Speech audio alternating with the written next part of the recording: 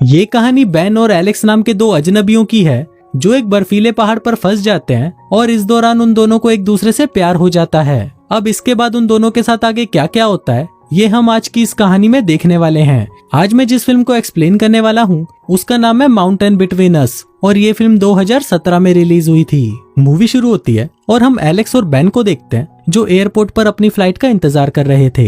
Alex को Denver जाना था क्योंकि अगले दिन उसकी शादी थी और वहीं बेन को बाल्टीमोर जाना था क्योंकि वो एक सर्जन है और उसे एक बच्चे का इमरजेंसी ऑपरेशन करना था। लेकिन मौसम खराब होने की वजह से उन दोनों की ही फ्लाइट्स कैंसिल हो जाती है। तभी एलेक्स देखती है कि बेन को भी जल्दी कहीं पर जाना है, इसलिए वो उसके पास आती है और वो दोनों आपस में बात करके एक प्राइवेट प्लेन हायर करने का डिसाइड करते हैं। वो लोग प्राइवेट प्लेन के लिए वॉल्टर से मिलते हैं और वॉल्टर उन्हें $800 में पहुंचाने के लिए मान जाता है। फिर कुछ देर बाद वो लोग प्लेन के अंदर जाकर बैठ जाते हैं और वॉल्टर अपने साथ अपने कुत्ते को भी ले आता है। अब कुछ दूर तक सफर करने के बाद उनको सामने से एक तूफान आता हुआ दिखाई देता है। अब क्योंकि वॉल्टर ने अपनी जर्नी के बारे में किसी को भी नहीं बताया था, इसलिए कोई भी रेडियो पर उसकी हेल्प करने के लिए नहीं होता। तभी अचानक वॉल्टर को हार्ट अटैक आ जाता है और प्लेन के ऊपर से उसका कंट्रोल हट जाता है। बेन जब वहाँ पर उसको चेक करता है तो वो समझ जाता है कि ये हार्ट अटैक ही है। अब बिना पायलट के प्लेन क्रैश होने लगता है और बेन और एलेक्स सीट बेल्ट बांधकर पीछे की सीट पर जाकर बैठ जाते हैं। तभी उस प्लेन के पीछे का हिस्सा एक पहाड़ की चोटी से टकराकर टूट जाता है और वो प्लेन पहाड़ की एक चोटी पर जाकर क्रैश हो जाता है। कुछ देर बाद जब बेन को होश आता है तब तक रात हो चुकी होती है। वो एलेक्स को देखता है तो एलेक्स जिंदा तो होती है लेकिन वो बेहोश पड़ी होती है। फिर जब वो वॉल्टर को देखता है तो वॉल्टर मर चुका होता है। वहीं बाहर तूफान अभी भी चल रहा था, इसलिए वहाँ पर बहुत ज्यादा ठंड थी। इसके बाद बेन प्लेन से टपक रहे फ्यूल से आग जलाता है और ऐसे ही ये रात बीत जाती है। फिर सुबह होते ही बेन प्लेन से बाहर निकलता है और चारों तरफ देखने पर वो समझ जाता है कि वो लोग बर्फ की चोटियों पर बुरी तरह फंस चुके हैं। लेकिन वो फिर भी खुश था क्योंकि वो जिंदा बचा हुआ था। इसके बाद वो एलेक्स के पास जाता है तो वो अभी भी बेहोश होती है। वो उसके जख्म साफ करके उसके कपड़े चेंज कर देता है और वॉल्टर को वहीं पर ही दफना देता है। इसके बाद वो देखता है कि इस क्रैश में वॉल्टर का कुत्ता बच गया था। फिर कुछ देर बाद एलेक्स को होश आता है और वो अपना फोन मांगने लगती है। बेन उसे कहता है कि तुम्हारा फोन टूट चुका है और मेरे फोन में नेटवर्क नहीं है।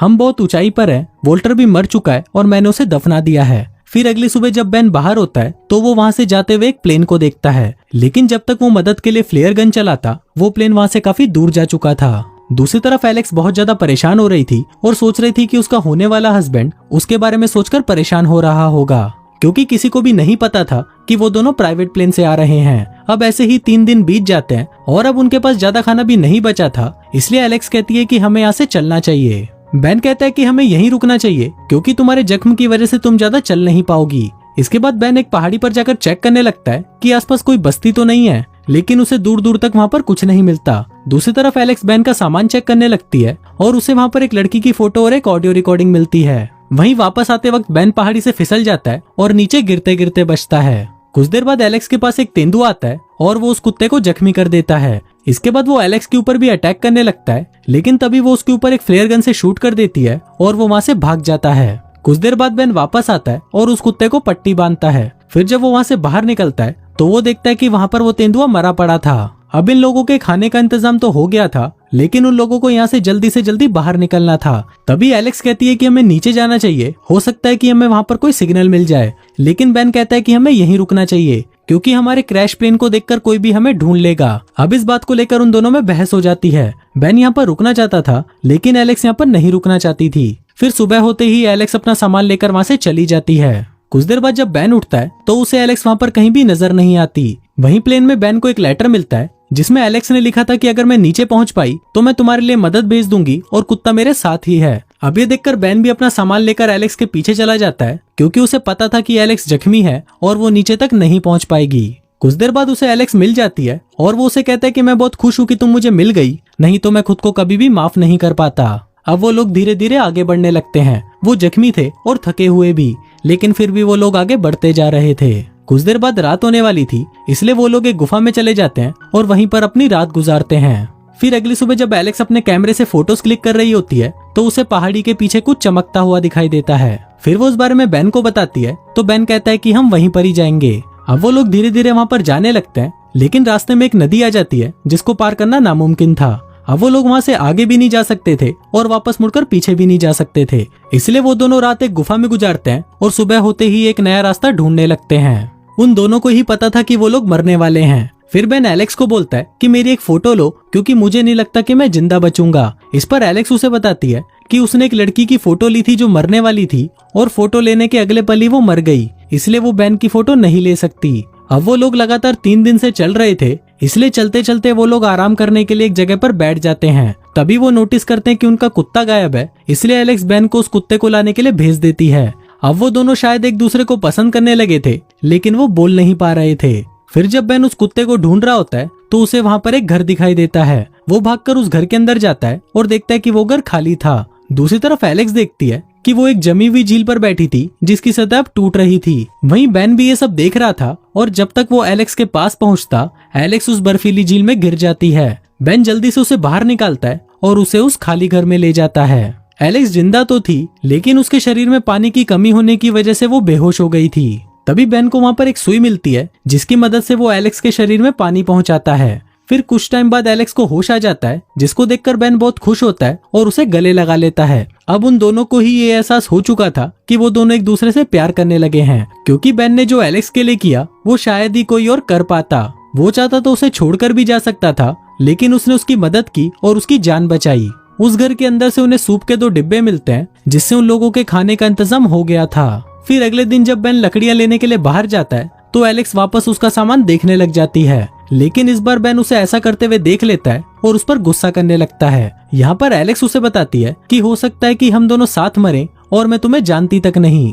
बेन उसे कहता है कि तुम मुझे जानना चाहती हो तो सुनो, अभी तुमने जो वॉइस मैसेज सुना था वो मैंने पिछले 2 सालों से नहीं सुना। वो मेरी वाइफ की वॉइस है जो मुझे छोड़कर चली गई। अब ये बोलकर वो वहाँ से जाने लगता है, लेकिन तभी एलेक्स उसे रोक लेती है और उसे गले लगा लेती है, जिसके बाद वो दोनों पूरी रात घचाघच करते हैं। फिर अगली सुबह एलेक्स बेन को कहती है कि तुम्हें अकेले ही नीचे जाकर मदद लानी चाहिए, क्योंकि अगर मैं भी तुम्हारे साथ जाऊंगी तो हम लोग ज्यादा चल नहीं पाएंगे। लेकिन बेन उसे मना कर देता है और बोलता है कि मैं तुम्हें अकेला छोड़कर नहीं जा सकता, लेकिन एलेक्स उसे फोर्स करने लगती है, जिस पर बेन मान जाता है। फिर अगली सुबह बेन एलेक्स को अकेला छोड़कर मदद लाने के लिए निकल जाता है, लेकिन कुछ ही दूर जाने के बाद बेन का मन नहीं मानता और वो उसे अकेला छोड़कर नहीं जाना चाहता था, इसलिए वो वापस आता है और उसे लेकर निकल पड़ता है। कुछ दूर तक चलने के बाद एलेक्स कहती है कि मैं और नहीं चल सकती, इसलिए बेन एक लकड़ी का स्ट्रेचर बनाता है और एलेक्स को खींचकर ले जाने लगता है। लेकिन इससे वो लोग बहुत ज्यादा थक जाते हैं, इसलिए वो दोनों एक जगह पर आराम करते करते सो जाते हैं। तभी वो कुत्ता बेन को जगाता है और फिर बेन वहाँ पर देखता है कि कुछ ही दूरी पर एक लकड़ी का कारखाना है।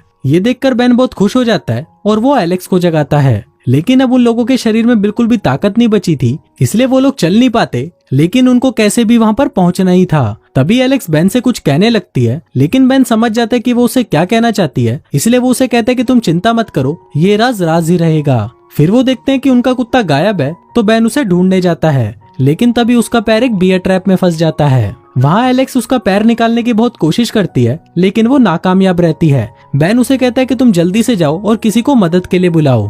एलेक्स किसी तरह कारखाने की तरफ निकल जाती है और वहाँ के वर्कर से हेल्प मांगती है। फिर जब बेन को होश आता है तो वो एक हॉस्पिटल में था। वो उठकर एलेक्स के पास जाता है और वो उसे कहती है कि आज अगर मैं जिंदा हूँ तो सिर्फ तुम्हारी वजह से। अब वो दोनों बातें कर ही रहे होते हैं, तभी वहाँ पर एलेक्स का होने वाला हस्बैंड मार्क आता है और वो बेन को एलेक्स को बचाने के लिए थैंक यू बोलता है। अब वो दोनों ही समझ चुके थे कि अब उनके अलग होने का वक्त आ चुका है। अब कुछ दिन बीत जाते हैं और बेन वापस अपनी जॉब में बिजी हो जाता है और वहीं एलेक्स भी मार्क के साथ रहने लग जाती है। लेकिन अभी भी वो दोनों एक दूसरे को मिस कर रहे थे और चाहकर भी एक दूसरे को भुला नहीं पा रहे थे। एलेक्स बेन को कॉल भी करती है, लेकिन वो फोन नहीं उठाता। फिर एक दिन एलेक्स कुछ फोटोज बेन को भेजती है जो उसने तब खींची थी जब वो दोनों साथ में थे। अब बेन को भी ये फोटोज देखकर एलेक्स की याद आने लगती है और वो उसे फोन करके मिलने के लिए बुलाता है। फिर वो दोनों एक कैफे में मिलते हैं, जहाँ पर एलेक्स को पता चलता है कि बेन अब ऑपरेशन नहीं कर सकता, क्योंकि ठंड की वजह से उसकी उंगलियां अब अच्छे से काम नहीं करती। और वहीं एलिस बताती है कि उसने भी अभी तक शादी नहीं की। वो कहती है कि मार्क एक बहुत अच्छा आदमी है, लेकिन मैं उससे शादी नहीं कर पाई। वो कहती है कि उस पहाड़ पर ही मुझे तुमसे प्यार हो गया था और मैंने खुद को बहुत रोका, पर मैं नहीं रोक पाई। इसके बाद वो दोनों एक दूसरे को गले लगाकर वहाँ से जाने लगते हैं, पर कुछ ही दूर जाने के बाद उन्हें एहसास होता है कि वो दोनों एक दूसरे के बिना नहीं रह पाए।